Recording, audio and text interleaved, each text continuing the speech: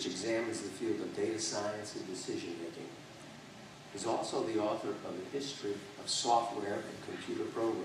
It's titled Go To, the story of the math majors, bridge players, engineers, chess wizards, maverick scientists, and iconoclasts who created the software revolution. Steve joined the Times as a reporter of financial news in 1979. He later held positions as a foreign correspondent in Tokyo. He was a bureau chief in Manila and a correspondent in the London Bureau. In 1990, he returned to New York as a deputy editor of the Business News Department and later served as the Sunday business editor before returning to reporting. He was a member of a team of reporters and editors who won a Polk Award for a series entitled The Downsizing of America. Before joining the Times, he was a department editor at Business Week. He worked as a business and financial reporter for the Binghamton New York Press and the Gannett News Service. Steve was born in Wisconsin, and he received his bachelor's degree in English and economics from Colgate and a master's in journalism from Columbia University Graduate School of Journalism. Please join me in welcoming Steve Lohr.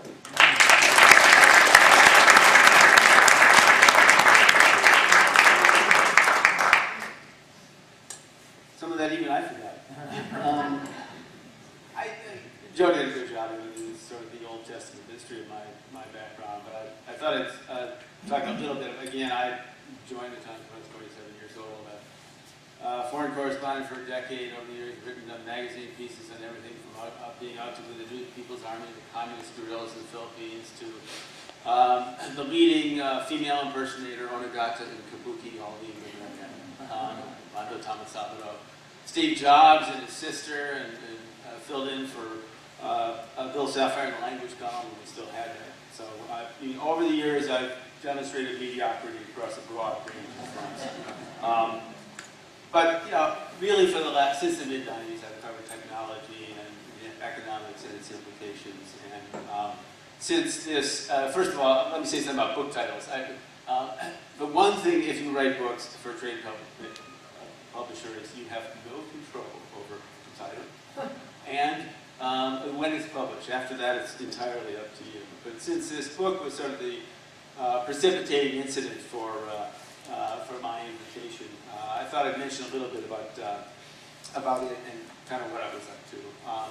It was an outgrowth of the Sunday Review piece that a couple of publishers were interested in, and actually, put down a few farthings for me to do. So I took time away from the New York Times and worked out of a small cubbyhole at Columbia, something called the Brown Institute, which is itself a kind of sign of the times. It's a collaboration with the Columbia Graduate School of Journalism and the Stanford School of Engineering. What I tried to do is worked out of there, traveled around, talked to a lot of people, elaborating on the kind of work I've done for a long time, and tried to write essentially what's sort of a narrative field guide to a future we're all living in, increasingly, whether we want to or not, and try to give a sense of, through stories and analysis, give a sense of where this technology and the mindset it engenders shines and where it stumbles. And some months ago, when Robert Schneider gave me a call and said he's interested in having me speak about what he termed civility in the new age of technology, I thought, well, this is going to be different. Certainly, civility isn't something that I had, at least in any frontal way, been a part of the book. And what I'm going to talk about is different in this series in at least one critical respect. The definition of civility typically revolves around the rules, mores, and assumptions for how we deal with each other. The previous talks in this series have focused on that kind of civility in a variety of human activities, including sports, education, business, and law enforcement. But I'm going to be talking about something that is not human, the increasingly clever computer technology that surrounds us, and how we think about, relate to, and interact with this technology. For the title of this talk, I chose the most evocative term, artificial intelligence, or AI for short. It's hardly a new concept. It was, quote unquote, cooked up, as the author, the mathematician John McCarthy once told me, for a grant proposal he wrote in 1955. He was seeking funds for a conference the following summer at Dartmouth College.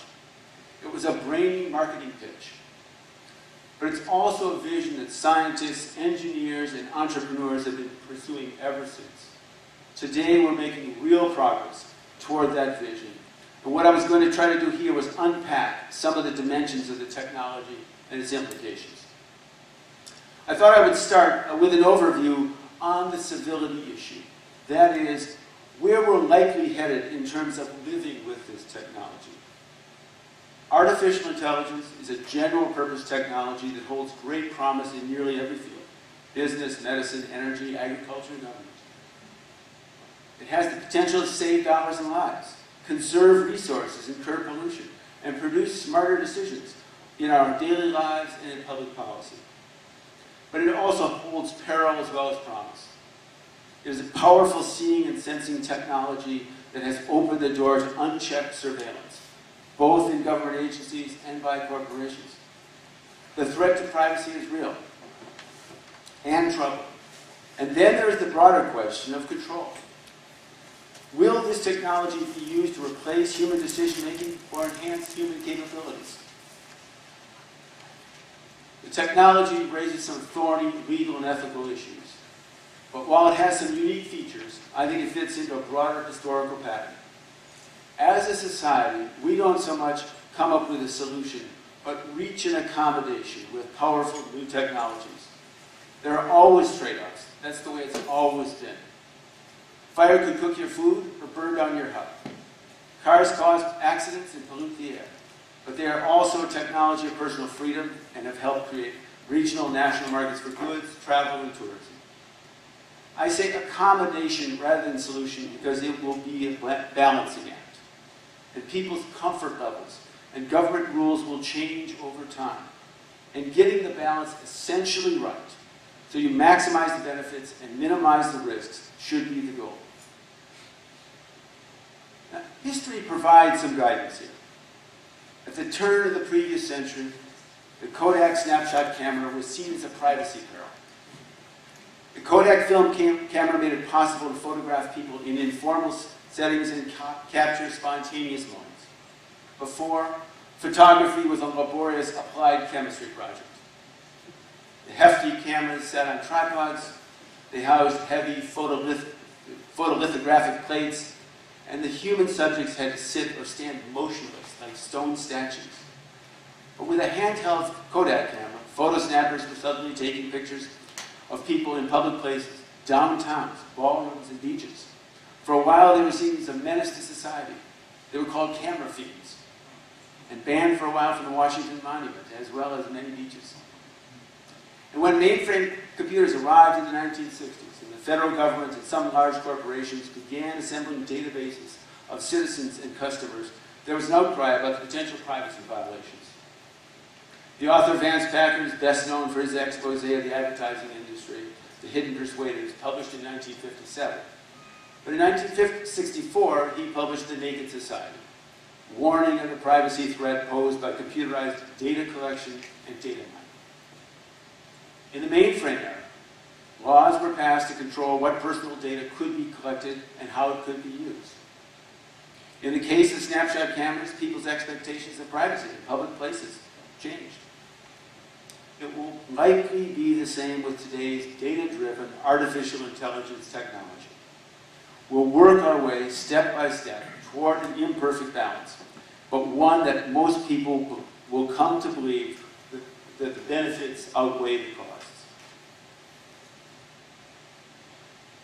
Mention artificial intelligence, and the image that most quickly springs to mind is an anthropomorphic automaton, a robot.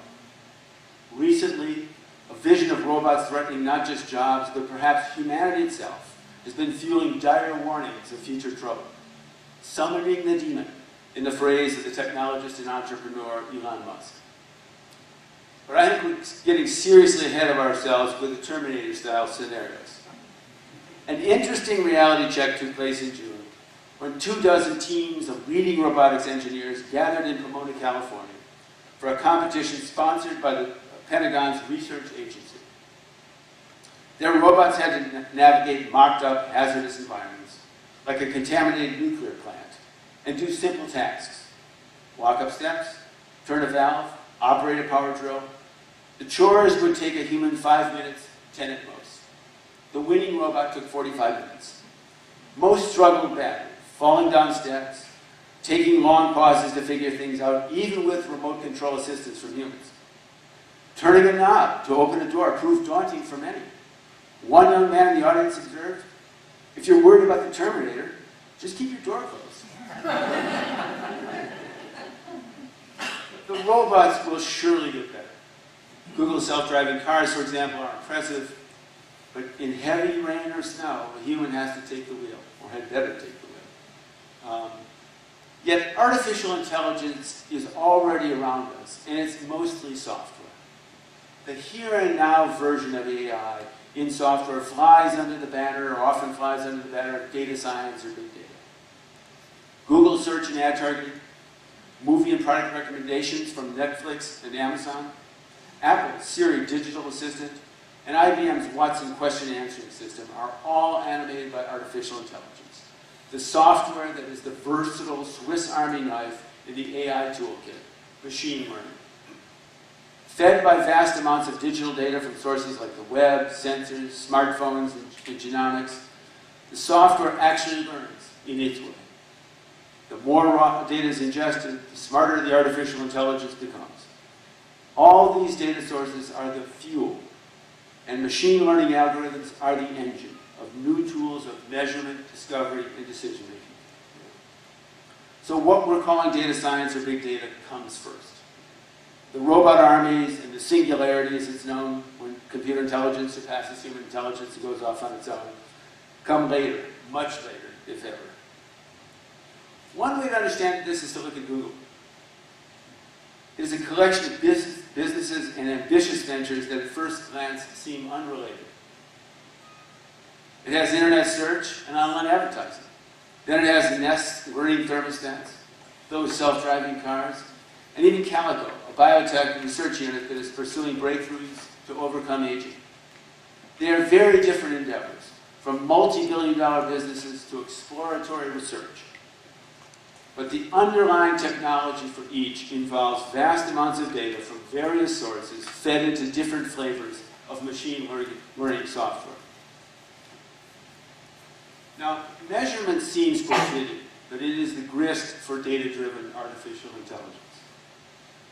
And throughout history, tools of measurement have mattered a lot. The microscope, for example, allowed scientists to see the mysteries of life down to the cellular level. Those discoveries transformed the fields of biology and medicine. The telescope, another example, allowed scientists to see the stars and galaxies as never before. That tool gave us modern astronomy and to some degree changed how humans think of their place in the universe. Those were technology tools in specific disciplines, biology and astronomy. The promise of the AI tools of data science is that they will allow people to see, sense, and act more intelligently in nearly every field. Science, business, the social sciences, and policymaking. McKesson, the giant pharmaceutical distributor, provides an example from business that's fairly representative. It ships goods to 26,000 customer locations, from neighborhood pharmacies to Walmart. The main cargo is drugs, roughly 240 million pills a day. It's a business of high volumes and razor-thin profit margins, so understandably, efficiency has been all but a religion for McKesson for decades. Yet in the last few years, McKesson has taken a striking step further by cutting the inventory flowing through its network at any given time by $1 billion. The payoff has come from insights gleaned from harvesting all the product, location, and transport data from sensors and scanners, and then mining that data with clever software to identify time-saving and cost-cutting opportunities. The technology-enhanced view of the business was a breakthrough that Donald Walker, senior McKesson executive, calls making the invisible visible. Counting, social scientists say, is political. And that is as true in business and science as it is in public policy. What is being measured? And how is it measured? Data can always be gathered and patterns observed. But is the pattern significant? And are you measuring what you truly want to know? Or are you measuring what is most easily measured rather than what is most meaningful? There's always a natural tension between the measurement imperative and measurement myopia. The two quotes frame this issue succinctly. The first, you can't manage what you can't measure. For this one, there appear to be twin claims of attribution. Either W. Edwards Deming, the statistician and quality control expert, or Peter Drucker, the management consultant. Who said it first doesn't matter so much. It's a mantra in business and elsewhere, and it has the ring of common sense truth. The second quote is not as well known, but there's a lot of truth in it as well. Not everything that can be counted counts, and not everything that counts can be counted. Albert Einstein usually gets credit for this one. But the stronger claim of origin belongs to the sociologist William Bruce Cameron. Though again, who said it first matters far less than what it says. Data science represents the next frontier in management by measurement. The technologies are here, they are improving, and they will be used. And it's a good thing in general. Still, the enthusiasm for big data decision-making would surely benefit from a healthy dose of the humility found in that second quote. Now, the basic drift of data-driven AI seems unassailable. Decisions of all kinds should be increasingly made based on data and analysis rather than experience and intuition. Science prevails. Guesswork and rule of thumb reasoning are on the run. Who could possibly argue with that? But there is a caveat. Experience and intuition have their place. At its best, intuition is really the synthesis of vast amounts of data, but the kind of data that can't be easily distilled into numbers. I recall a couple of days spent with Steve Jobs years ago reporting a piece for the New York Times Magazine. Decisions that seemed intuitive were what Jobs called taste. An enriched life, he explained, involves seeking out and absorbing the best of your culture, whether in the arts or software design. And that would shape your view of the world and your decisions. One afternoon, we went to Jobs' home in Palo Alto. Several days earlier, he had hosted a small gathering there for Bill Clinton, who was then the president. The living room was set up as it had been for the presidential visit, nearly empty except for a ring of wooden chairs, American craft classics. The chairs, Jobs observed, were George Nakashima originals, and he then offered a brief account of the Japanese-American woodworker's life. Nakashima had a cross-cultural blend of experience, studying architecture, traveling the world on a free-spirited tour, working in different cultures. His designs were original, Jobs said, because Nakashima had a distinctive sense of taste, shaped by his life experience. Steve Jobs was no quant, but he was an awesome processor of non-numerical data. Curious, self-taught, and tireless. His real talent, as Jobs himself described it, was seeing quote-unquote vectors in technology and culture, where they were headed and aligning to create markets. As a product design team leader, he was fearless. Jobs worked at making it all appear effortless, even instinctive. In early 2010, for example, Apple's iPad tablet computer had just been announced, but it was not yet on sale. Jobs came to the New York Times building in Manhattan to show off the device to a dozen or so editors and reporters around the company's boardroom table. An editor asked how much market research had gone into the iPad. Now, those of us who knew Jobs knew what the answer pretty much was going to be, but it was fun to hear it anyways. None, Jobs replied. It's not the consumer's job to know what they want. That, he suggested, was the job of his intuition. Jobs may have been a high-tech product genius, but his intuition was not magic. It was the consequence of his experience, curiosity, and hard work. As towering historical figures go, Frederick Winslow Taylor was deceptively slight. He stood 5'9" and weighed about 145 pounds. But the trim mechanical engineer was an influential pioneer of data-driven decision-making, an early management consultant whose concept of scientific management was widely embraced a century ago on factory floors and well beyond. Taylor applied statistical rigor and engineering discipline to redesign work for maximum efficiency. Each task was closely observed, measured, and timed. Taylor's instruments of measurement were recorded with a stopwatch, the clipboard, and his own eyes. The time and motion studies conducted by Taylor and his acolytes were the bedrock data of Taylorism. Viewed from the present, Taylorism is easy to dismiss as a dogmatic penchant for efficiency run amok. Such excesses would become grist for Charlie Chaplin's satirical film, Modern Times. But in its day, scientific management was seen as a modernizing movement, a way to rationalize work, to liberate the workers from the dictates of authoritarian bosses, and free the economy from price-fixing corporate trusts. Leading progressives of the day were avid proponents, including Louis Brandeis, the people's lawyer, future Supreme Court Justice, and Ida Tarbell, the journalist whose investigations of the Standard Oil Trust paved the way for the breakup of that company. Taylor's Principles of Scientific Management, published in 1911, make broad claims about his brand of logical decision-making that echo the enthusiasm we hear today for big data decision-making. Will data-driven AI prove to be a digital age version of Taylorism?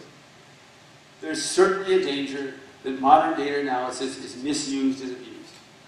Taylorism was a good idea taken to excess in its single-minded pursuit of one goal, labor efficiency. Modern history is filled with examples of the myopic peril of focusing on one data measurement. Body counts in the Vietnam War, crime statistics in some police departments, quarterly earnings in the corporate world. Essentially, people game the system to hit the desired numbers. This kind of behavior even has its own law, Campbell's law, named after Donald Campbell, a social psychologist who studied the phenomenon. That's a pitfall for sure, but it's created not by the technology, but by its misuse. Part of the promise of these data-driven AI tools is that they open the way both for more fine-grained measurement and a broader, more integrated look at an organization's operations.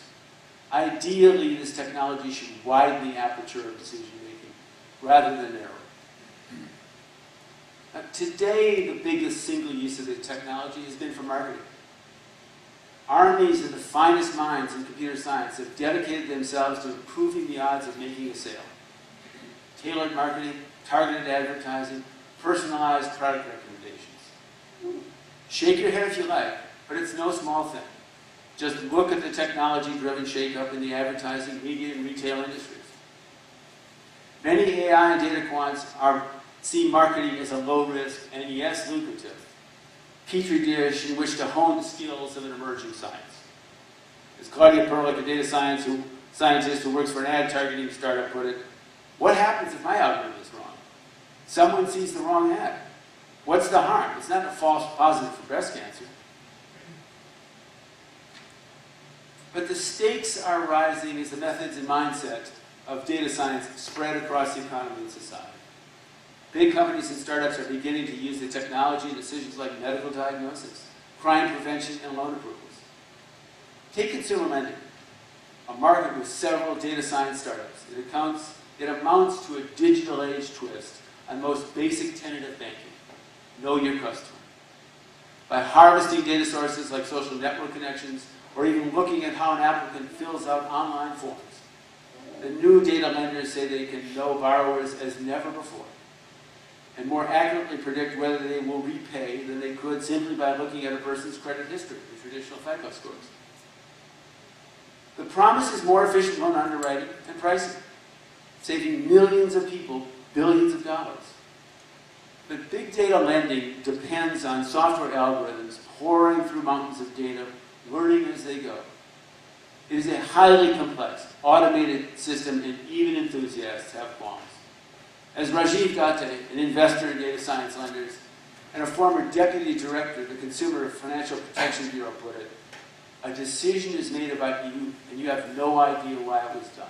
That is disquieting. For a lot of things, it isn't really important to know how automation works. People don't care about how the automatic transmission in their car works, as long as it does work. But in this ever-widening realm of decisions being made by data-driven artificial intelligence software, the decisions that crucially affect people's lives can't be a black box. As Danny Hillis, an artificial intelligence expert, put it, the thing that will make it work and make it acceptable to society is storytelling. Perhaps not so much literal storytelling, but more an understandable trail that explains how an automated decision is made. Hillis asks, how does it relate to us? How much of this decision is the machine, and how much is human? The stakes are rising. In these kinds of higher stakes decisions, space has to be made for human judgment. Algorithms alone aren't enough. And as in the past, the answer will be a socially determined combination of rules and tools. Basic rules, and yes, boss, determined by people and policymakers, and technology tools to carry out the intent of the people it serves. In the world being opened up by data science and artificial intelligence, a version of the basic principle of the partnership between humans and technology still holds. Be guided by the technology, not ruled by it. Thank you.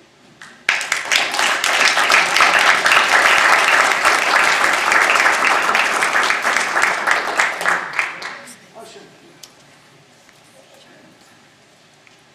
Got some questions?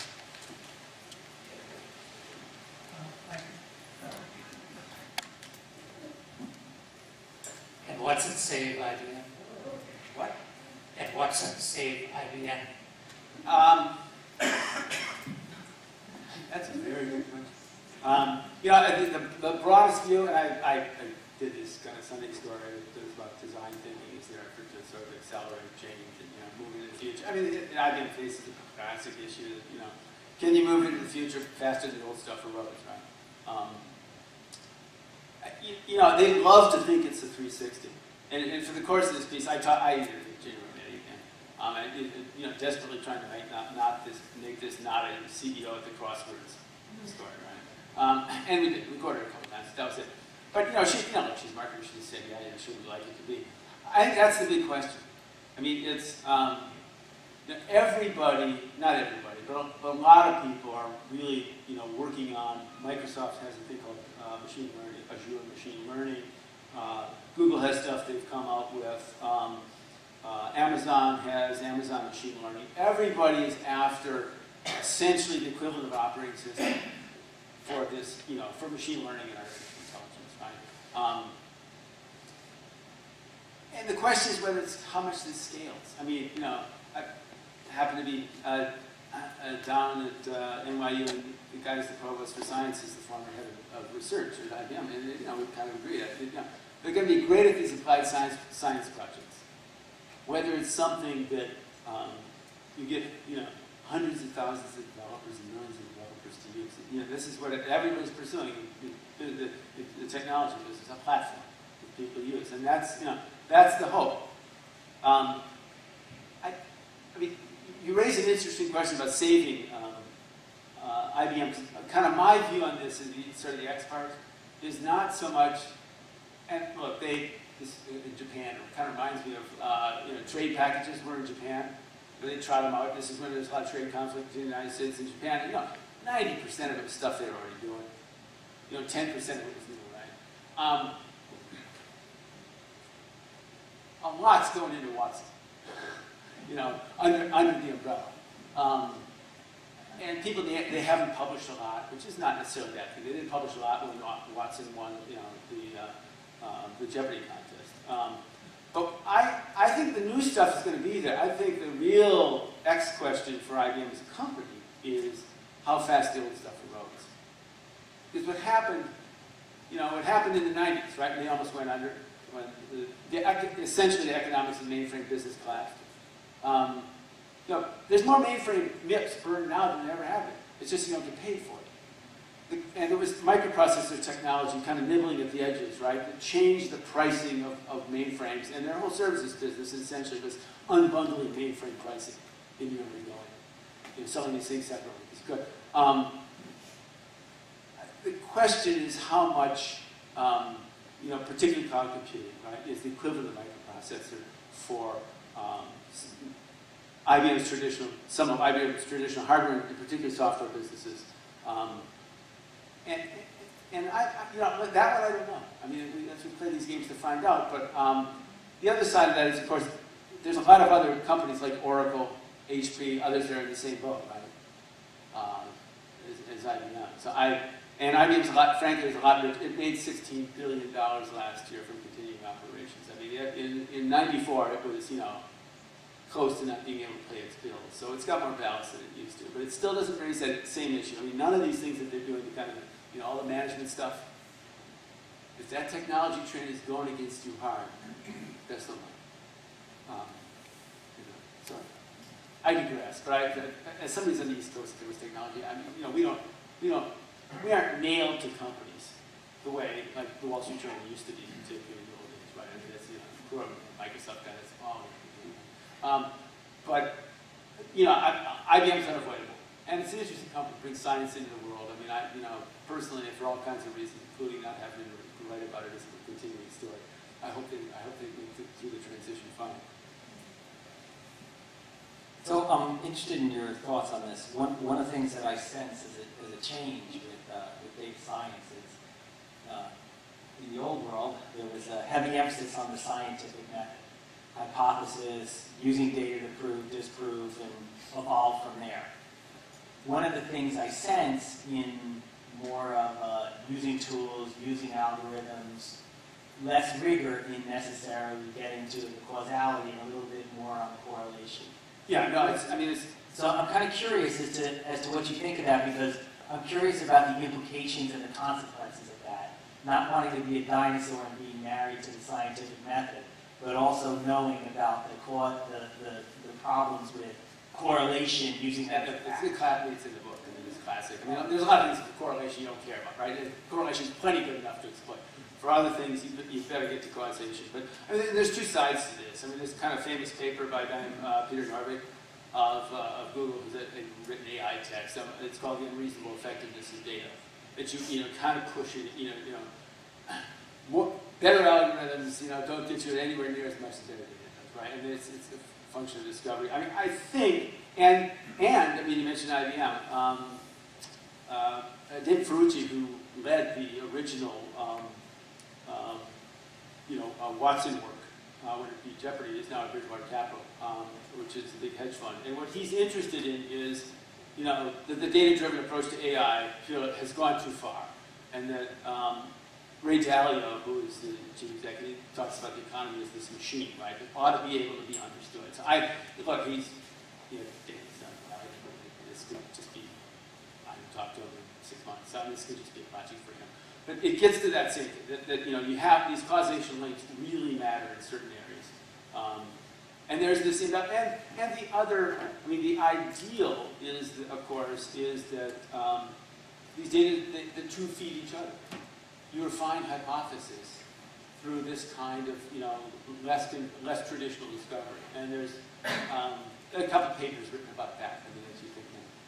I'm just interested because as we educate people, are we educating them more to jump on the correlation? Like where does it matter and where does it not matter? Yeah, and this has nothing, this has, little to, I mean, way beyond anything with, technology and stuff. This is just, critical thinking, right? I mean, it's kind of classic things about, wife beating surging after your team lost the Super Bowl. It's a great story, turned out not to be true, right? The high percentage of scientific experiments that can't be reproduced, right? At Stanford and Edith has done a lot of work on that. But this is just sort of, speaking of civility generally. I mean, this is we would hope that people have more analytic thinking this way. I mean, it's again, and particularly in this world, there's much more in the data world, right? There's much more capacity for mischief, because as mentioned here, kind of in passing, there's always patterns, I mean, significant enough. And it's much more ability sort of to do the kind of classic politically biased fact-finding mission. I know the facts, now let's find them, right? And, one would hope that isn't the case, but, you're right. Hi, thank you very much for being here. That was terrific. McGraw-Hill Education is investing an awful lot into an AI-based independent learning type of modules, e-learning. That to me seems a real logical way that people can, guide their own learning. But our traditional education of the classroom has not evolved in any substantial way. How do you see AI making an impact in the classroom versus independent learning?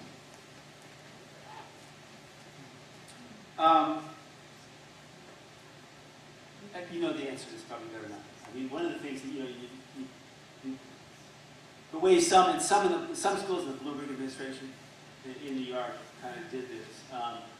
What you can do is, you don't have to treat everyone the same. You can see, so you can break people into smaller groups and address them that way, based on, how they learn their style, and that you get that, you can measure that feedback more granularly and more easily than, test once a week or something like that. And that's kind of the near-term thing. I mean, the one that always, it's been a little while since I've done a technology education report. The thing that always kind of, fascinated me in kind of earlier rounds. And now there's a new wave of enthusiasm. I mean, the previous ones, like Gates Foundation and Microsoft set up a very computerized kind of classroom in Philadelphia,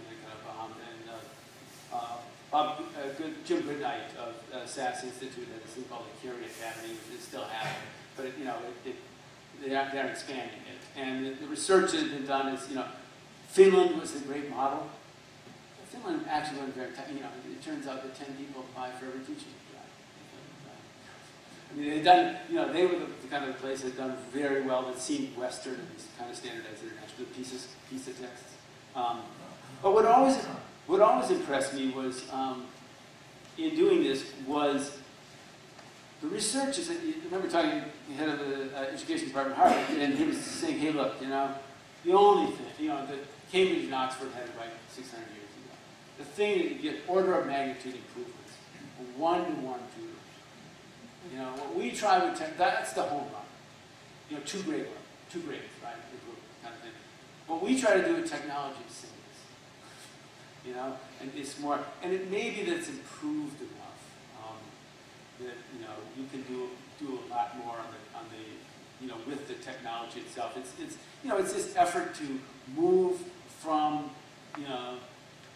the lecture thing to a more tailored approach. And then, in terms of moving into the classroom, what I have seen, and I don't know a lot, is that what you're able to do is then, you can personalize learning more. And that's not one-to-one, but in small groups, based on what you learn from monitoring, watching them go through, because they're online, right? Watching them go through problem-solving sets. Following the Paris project, there was a lot of discussion about the fact that intelligence services couldn't learn what the terrorists were doing because the messages were encrypted, and we couldn't break through that. So there's been some discussion recently about the tech industry being able to address that. Do you think the tech industry can address it, and will the tech industry do it? And does it violate, I hate to say this, privacy of the terrorists? We don't care about the privacy of the terrorists. There's a couple things. There's a broader one that you know about this whole, post-Snowden, this whole, don't want to build backdoors into our products, and particularly the American tech companies, pushing back on that. On the, I haven't followed this closely, but on the Paris stuff, what they're using is apps. They're not, this isn't like, hyper NSA style encryption, right? These are not, rocket scientists. It isn't WhatsApp, which is how text for free might daughter in St. Petersburg, Russia, right? But it's exactly like that, so you can't get in. This is one of these rules of the road. It's a little bit like the debate after Snowden as well. You kind of can't have it both ways. You can't have it, this is a horrible invasive thing that people can tell everything about you. And by the way, it did no good in any of the rest of the stuff. Like, the surveillance security.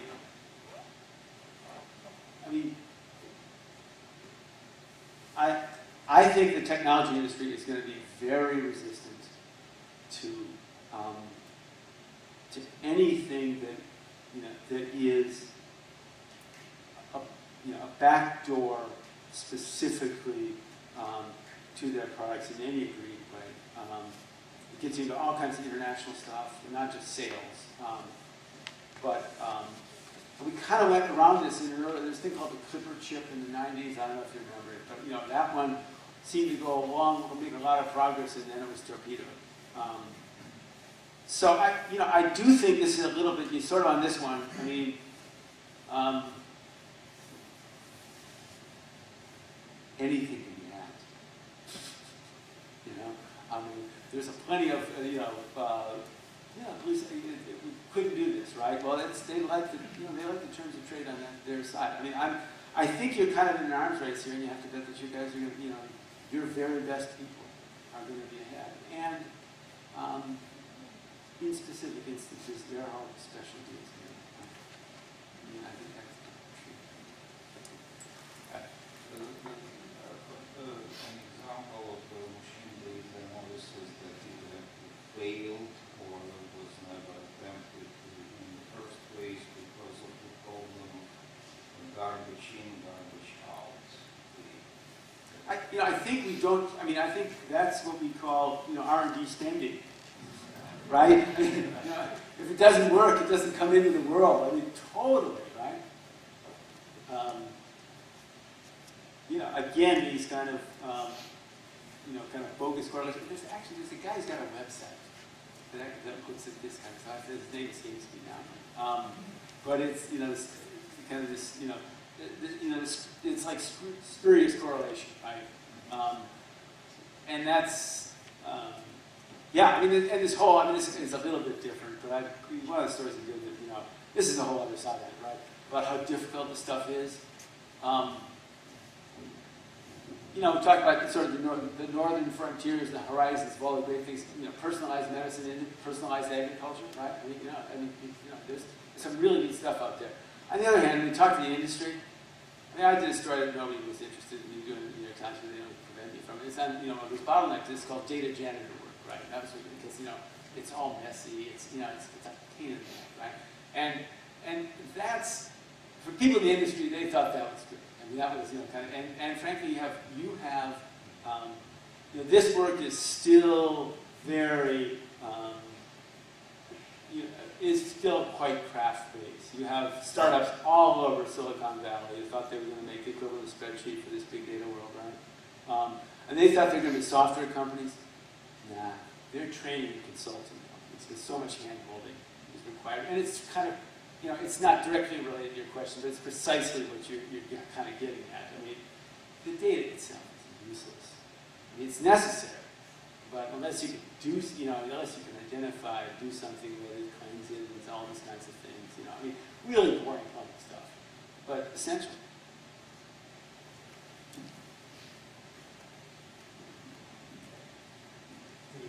I've got a couple of questions.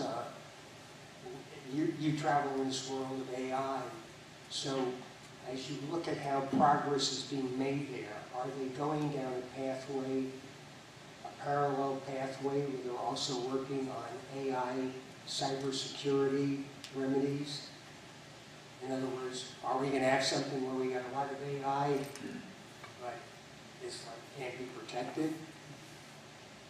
Yeah, I mean, well, there are a lot of AI tools using the leading edge of cybersecurity is just this kind of thing. Is firewalls are useless. You're always getting them. And so what you have to be able to do is sort of detect things on the fly, extreme computing and like.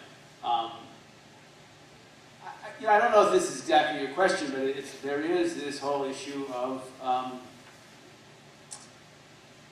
control.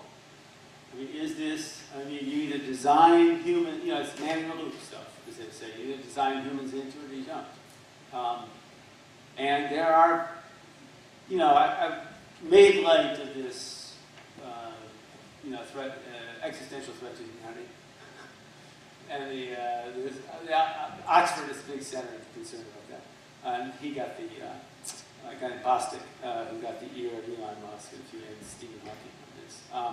But I think that's for the future. But the concern, of course, is is that at some point, they go out on, that's sort of the singularity scare, right? That they go out on their own, and you have no control. My second question is, couldn't AI turn out to be just like a utility? You know, in a sense like the internet, where you pay $14.99 a month for it, or whatever, or $9.99, and everybody's got it, and maybe you can't make any money on it. Yeah, no, there's, although, $14.99 for everybody is pretty good. Depending on how concentrated that market is. I mean, it's a little bit different. It's your kind of, a broad distribution question versus money, the economics of it. I mean, the future, I mean, I don't know how many of you talk to, kind of leading people. You saw the movie Her, Scarlett Johansson and Joaquin Phoenix, where it's this intelligent assistant. It has to be emotional, right? So it knows everything about him. And it's all by it's set in 2025. That's sort of what, that's what people think are in 10 years. Is you're going to have. And all this stuff, Cortana, Siri, right, Watson, and more in the business end, is headed in that direction. That will be able to tell everything about you. So, and then it becomes, it becomes a sort of utility that everybody has. And then it raises all these other kinds of questions, which, about how much,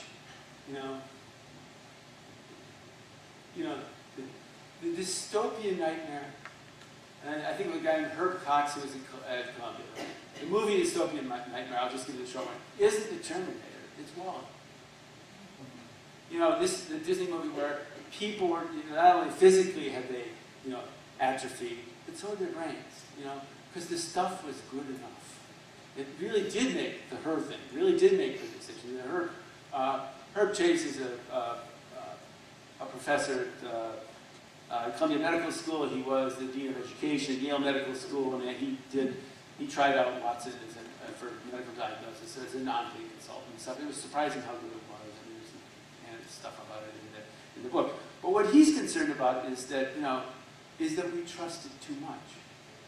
That it's like a GPS system that that you follow down, down and get in, and you don't know how to get out. I mean, that's the kind of, it's much more interesting, right? That you kind of, it's like boiling the frog. Little by little, you give up your ability to do this. And, the counter-argument is I'm being an old fart. I mean, people said about this, about, the printed word. It's your mental capacity to hold this, right? That is really human intelligence. So we'll be more, more machine-aided all the time. Do we know it? Kind of where's it leading us? I mean, that's a decent debate.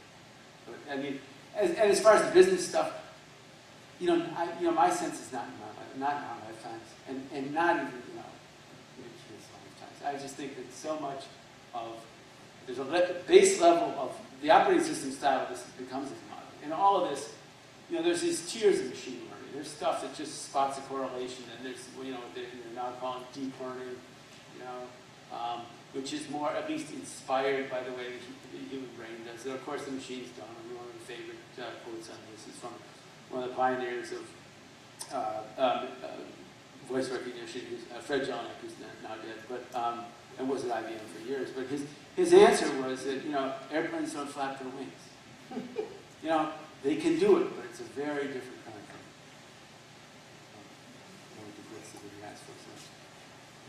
My question is about the sense of big data and then when it affects you personally. So if a decision is made and the data is inaccurate about you, there never seems to be a good way to fix it. So in terms of civility, I sort of think they're very good at saying, oh, well, sorry, we've got your identity mixed up with someone else. But we can't fix it. And that, to me, is a big problem. And this is, it's always had movement that covers privacy for us a lot. Yeah. Not to touch the singers. There's always the two sides of this. The stuff is so good it's scary. I'm more scared when it's wrong. And in this book, I did this kind of two sides. But Axiom, which is the big data broker in Little Rock, Arkansas, had this site where you could put in your basic information, but also ask for Social Security and all this kind of stuff. And they would give you at least a subset of what they thought you were. They thought I was single, been married for over 30 years. and then infer your kind of proclivities, and that's laughable, right? But you feed that into something else, and I'm sure for a male my age, from a health standpoint, not being married is likely to be correlated with higher risk than not. I mean, so that's, and it's not, each one of these individual items, isn't a big deal, but it's fed. That's why people talk about storytelling and the data trail or the audit trail. It has to be automated. It's just, the only way to do this is you can't. It's like asking for your health record. In some states, they still have, photocopies and all that kind of stuff. So yeah, I mean, I think all the incentives are not for the kind of monitoring you're talking about. There's no financial incentive for them, right? Whereas there's a lot of financial incentive to get it, there's an 80% probability that you're the kind of person that's going to purchase a Weber grill or something. It doesn't matter, for the marketer, it doesn't matter the other 20% they have wrong.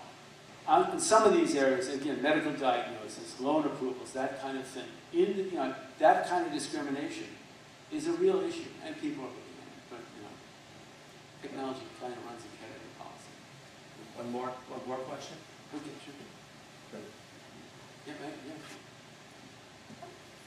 yeah. Thank you for a very stimulating talk. The question I have is, a counterpoint to big data is complexity, right? We're just having more data is not helpful because the phenomena you're modeling is complexity.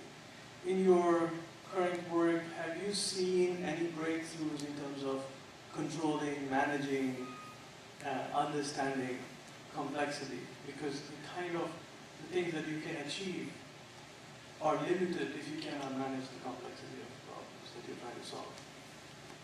Yeah, I mean, and then, it's the engineering divide and conquer problem is really how people take a shot at it. We can talk later. I mean, there's a couple of, but it's nerdy, a couple of guys that do, out of Stanford that are doing some interesting work, and it particularly as it applies to biological systems. I mean, that's where it's, Ayasti is the name of it, and it is a kind of a complexity breakdown. I mean, I'll send you a link to the blog. I would look at it yourself. Thank you, Steve.